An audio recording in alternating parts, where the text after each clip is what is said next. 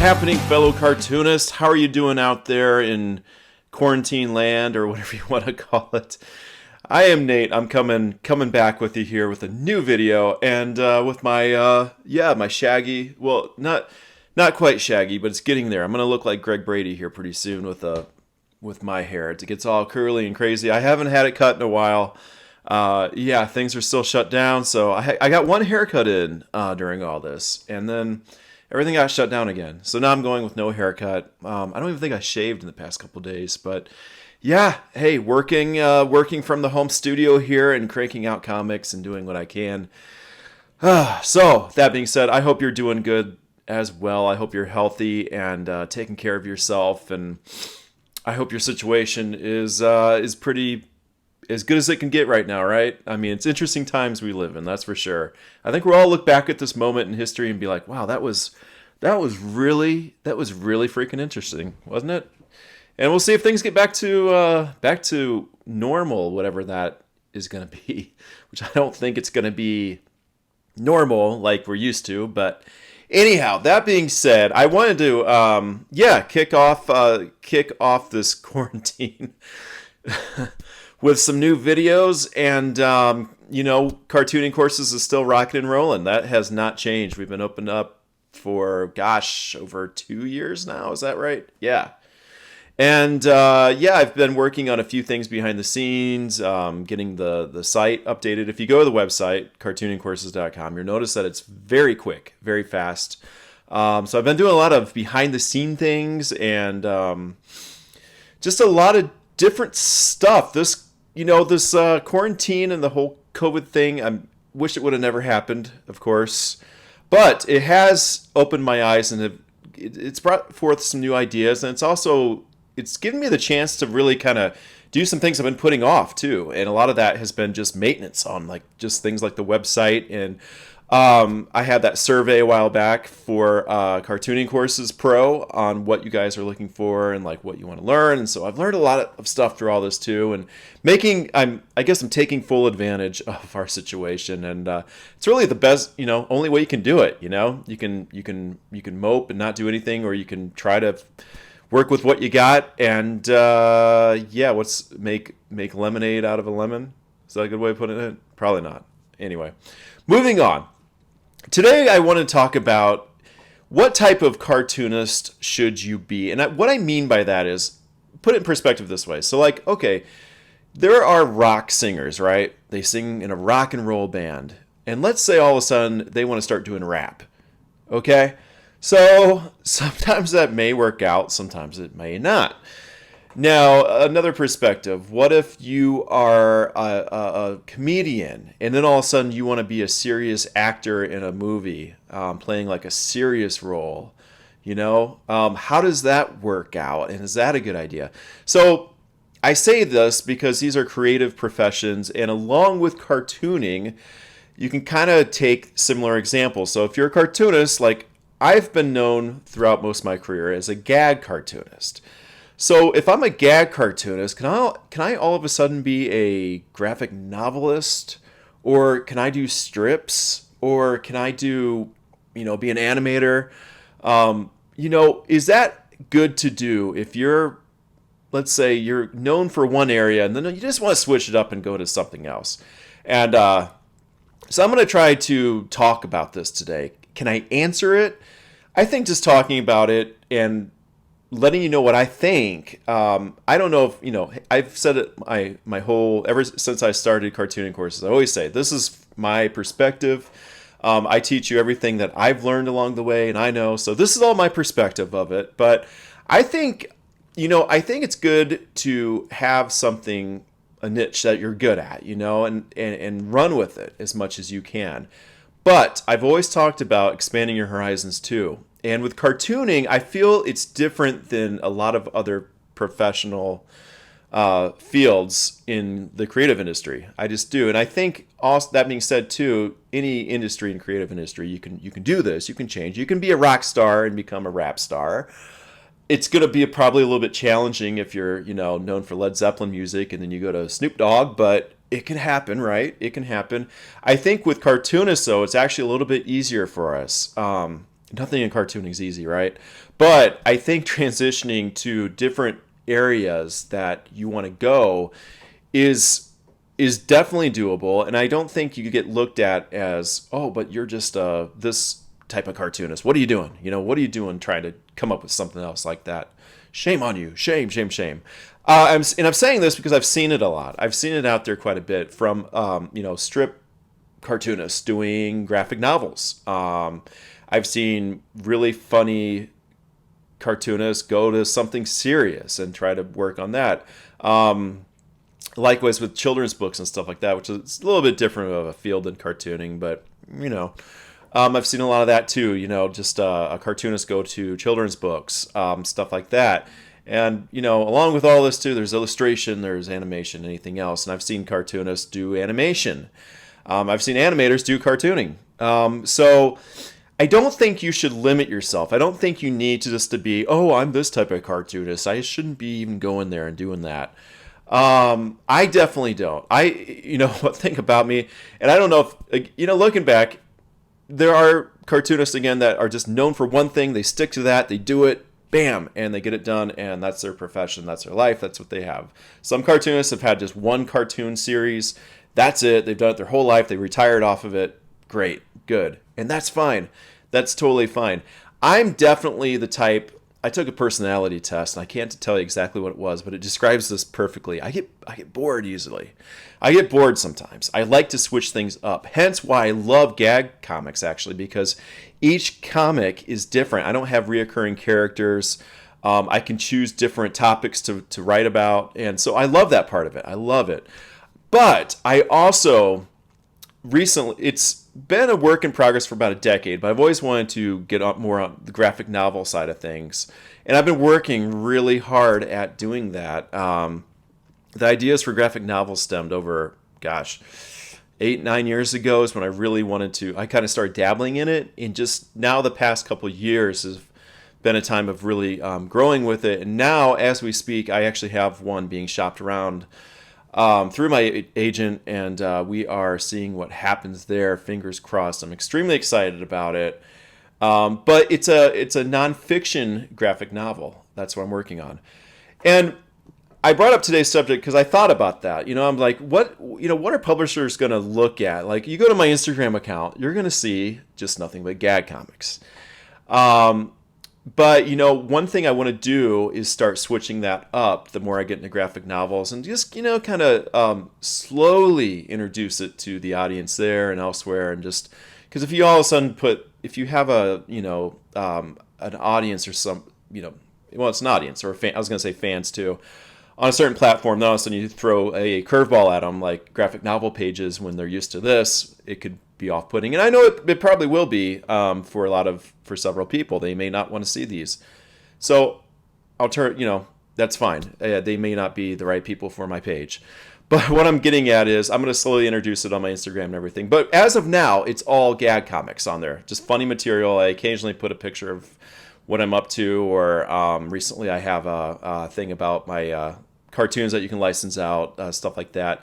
But it's mostly gag comics, usually awful, cringe-worthy puns as well that I am known for. So I thought about this. I'm like, what's a publisher going to think of when they go to my Instagram account?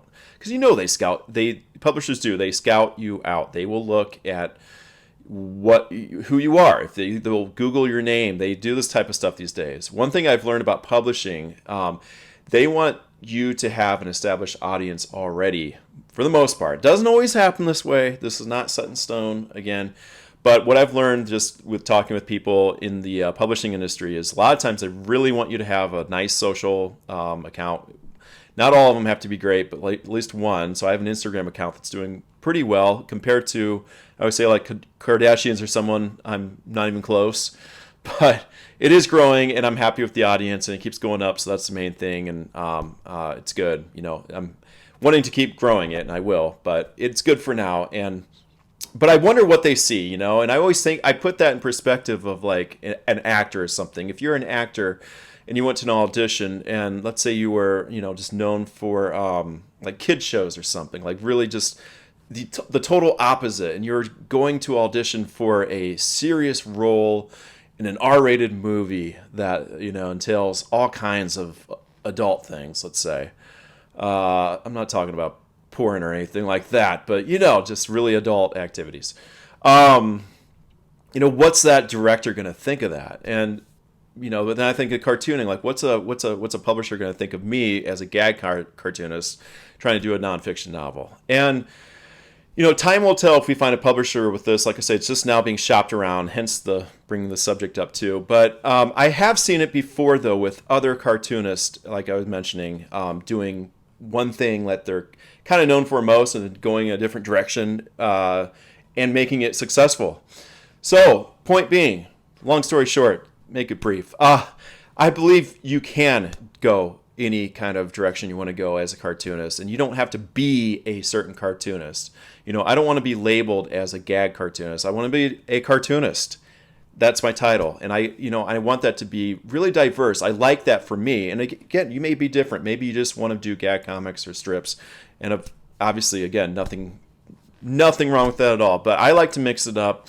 And I believe, you know, at the end of the day, I'll just be known as a cartoonist, because I have had strips published in Mad Magazine, things like that. I have worked as a storyboard artist for Red Bull, you know, and then I've done a lot of writing too. And, you know, so anyway, but I am mostly I'm not going to try to, I'm not naive. I know I'm mostly known for my gag comics. You know, my syndicated comic, Break of Day, has been syndicated now 9 years, going on a decade.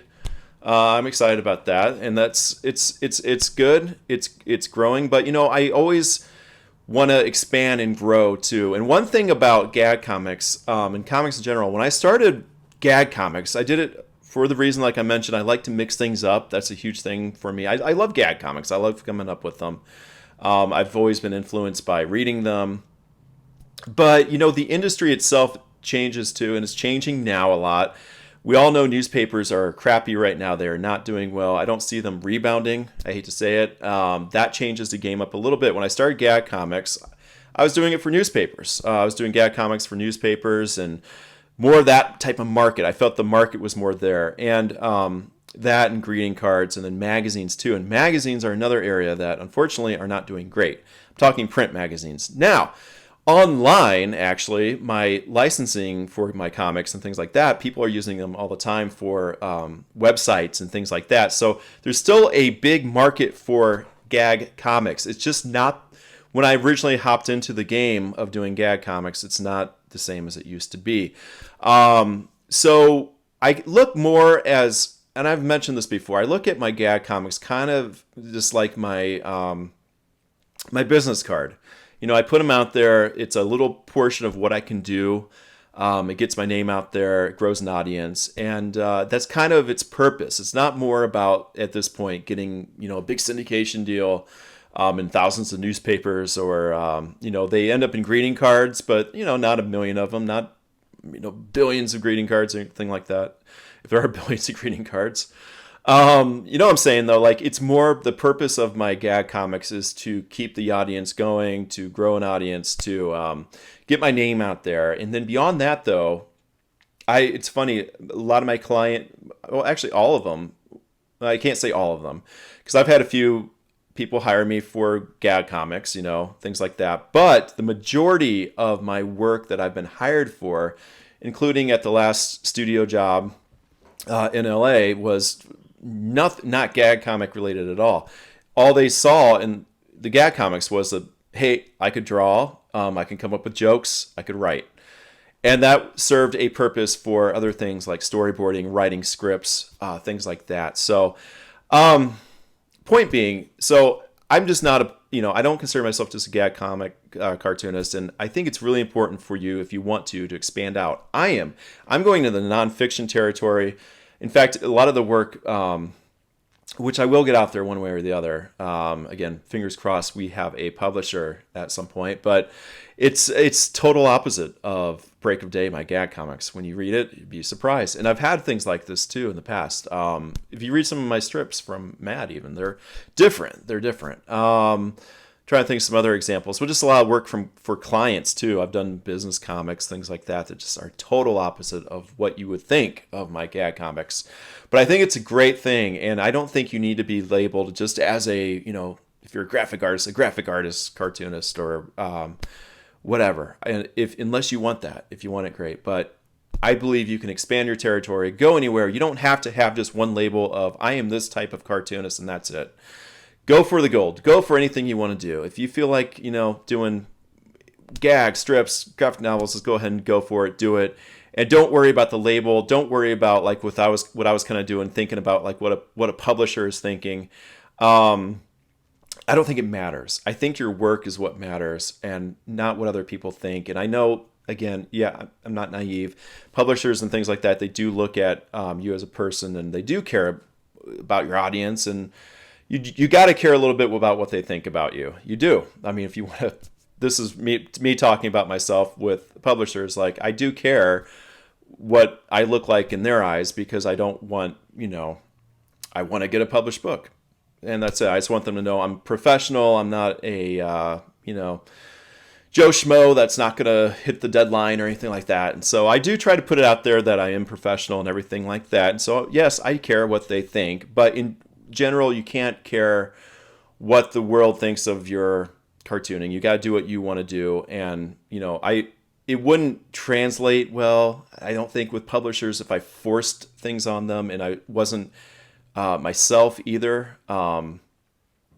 If that makes sense. So just, keep that in mind. You care what they think, but you don't have to base your world off of that. And you should definitely go into other territories of art, cartooning, precisely, because we're on cartooning courses, right? If you'd like, because that's exactly what I'm doing. That's what I've always done, really.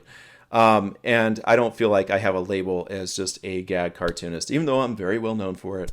That's okay. I appreciate that. I appreciate being known for awful puns, and I have cringed recently at quite a few of them out there.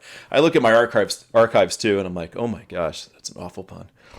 For shame. But anyway, hey, I hope you enjoyed this. I hope you opened your eyes a little bit and makes you think. Like, hey, if you feel like dabbling in that area, go for it.